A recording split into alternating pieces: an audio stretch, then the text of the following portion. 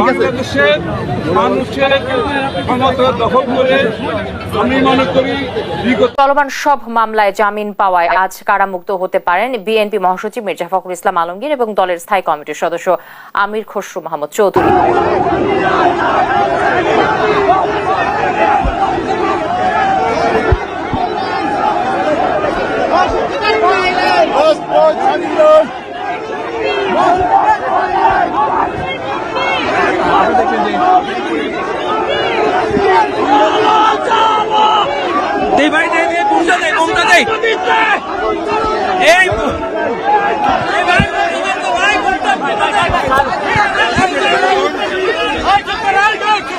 সবসময় প্রাণ দিয়েছে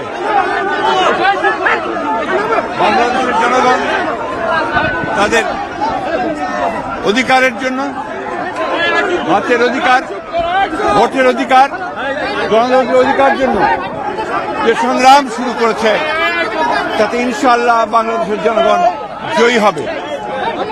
আপনারা সবাই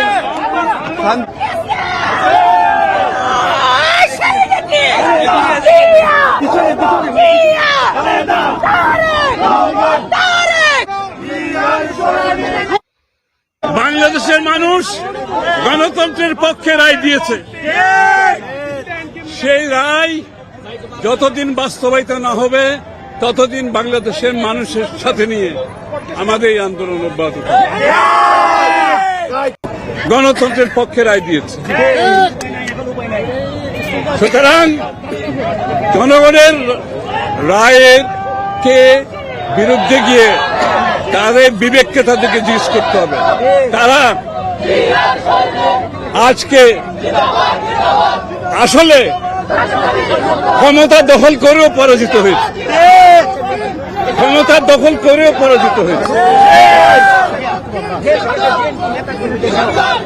তারা ক্ষমতা দখল করে পরাজিত হয়েছে, এটাই দিবা, ক্ষমতা দখল করে পরাজিত হয়েছে।